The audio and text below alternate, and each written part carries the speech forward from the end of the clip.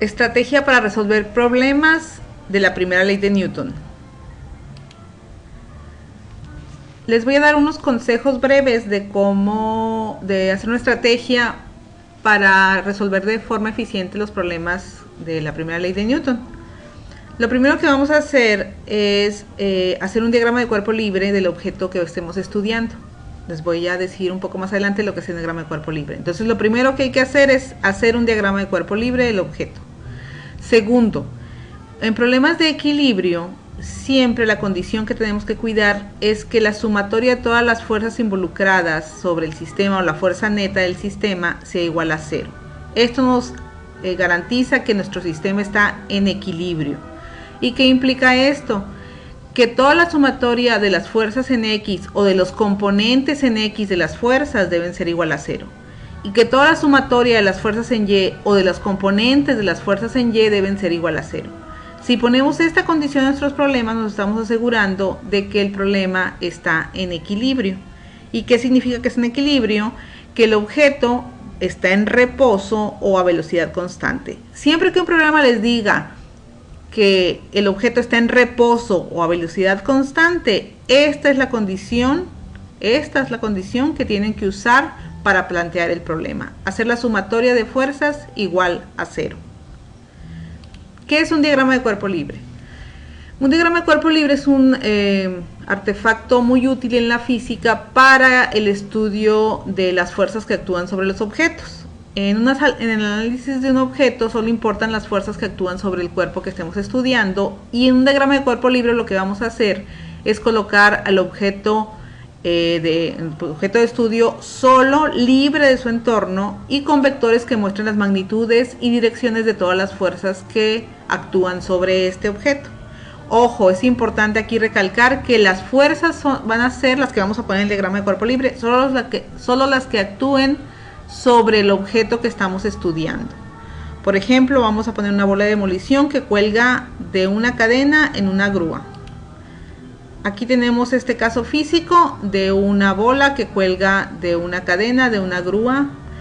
Y entonces vamos a hacer el diagrama de cuerpo libre de la bola, porque vamos a estudiar las fuerzas que actúan sobre ella. ¿Qué hago? Agarro un plano cartesiano simple y en el centro del plano cartesiano, en el origen, hipotéticamente sitúo mi objeto de estudio. En este caso sería la bola. ¿Qué fuerzas están actuando sobre la bola? La primera y la que me muestra el diagrama sería esta, la fuerza de tensión. Siempre que aparezcan cadenas, cuerdas, cables, etcétera, en los problemas va a aparecer algo llamado fuerza de tensión. Es la fuerza con la cual la cuerda jala, vamos a decir, los objetos. Y entonces en este caso la fuerza de tensión, tenemos una cuerda o una cadena, que jala la bola hacia arriba o que la sostiene hacia arriba. Y entonces aquí podemos poner la fuerza de tensión de la cadena sobre la bola. Hay otra fuerza que actúa sobre la bola que no está ejemplificada en este diagrama, pero que siempre va a aparecer en los problemas, y es el peso del objeto que estemos estudiando.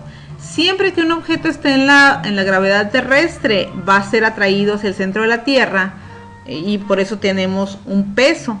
El peso va a ser una fuerza dirigida siempre hacia abajo, hacia el suelo, y entonces lo vamos a representar en el diagrama de cuerpo libre de la siguiente forma. Del objeto, el peso va hacia abajo siempre. La magnitud del peso va a ser la masa del objeto por la gravedad del objeto. Ojo, es importante indicar que el peso es una medida de fuerza y no de masa. Es decir, en física usamos el peso de una forma diferente a como se usa en el lenguaje coloquial. Cuando yo digo que tengo un cubo que pesa 10 kilogramos, realmente lo que estoy diciendo es que tengo un cubo de 10 kilogramos de masa. Y el peso de ese cubo serían la masa por la gravedad, serían 10 kilogramos por 9.81 metros por segundo, me daría un peso de 98.1 newton. En el sistema MKS las unidades de fuerza son llamadas newton, ¿ok? Y entonces yo encuentro la magnitud del peso, la magnitud de la fuerza llamada peso, con esta relación que tenemos aquí. Entonces el diagrama de cuerpo libre no es más que poner en el plano cartesiano nuestro objeto en el centro y todas las fuerzas que actúan sobre él. En este caso actúan dos fuerzas nada más, la tensión de la cuerda o de la cadena hacia arriba y el peso de la bola hacia abajo. ¿Cómo resolvería yo este problema? Por ejemplo, vamos a suponer que la masa de la bola en el problema anterior son 1000 kilogramos y yo quiero saber cuál es el peso de la bola y cuál es la fuerza de tensión de la cuerda. Voy a usar las estrategias que les mostré ahorita. Primero, ¿qué hago? Hago un diagrama de cuerpo libre del problema. La bola está en el centro y las dos fuerzas que actúan sobre ella están aquí. La tensión hacia arriba y el peso hacia abajo. De la primera ley de Newton sé que la sumatoria de fuerzas en X es igual a 0. Pero ¿cuáles fuerzas están actuando en X? Ninguna. Entonces la sumatoria de fuerzas en X es 0 porque no hay ninguna fuerza que actúe en X. La sumatoria de fuerzas en Y, ¿cuáles son las fuerzas que actúan en Y? Si se fijan hay dos. Una, la tensión que está dirigida hacia arriba, más el peso que está dirigido hacia abajo, más menos W. Entonces T menos W y eso es igual a 0.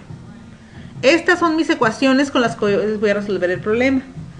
De la ecuación 2 tengo que, si despejo, la tensión es igual al peso del objeto en magnitud. Y entonces aquí el peso de la bola peso es igual a masa por gravedad, 1000 kilogramos por 9.81 metros sobre segundo al cuadrado, me da 9810 newtons dirigidos hacia abajo de peso. Y la tensión, encontré en esta relación que la tensión es igual al peso, entonces la tensión de la cuerda va a ser exactamente la misma magnitud, pero dirigida hacia arriba.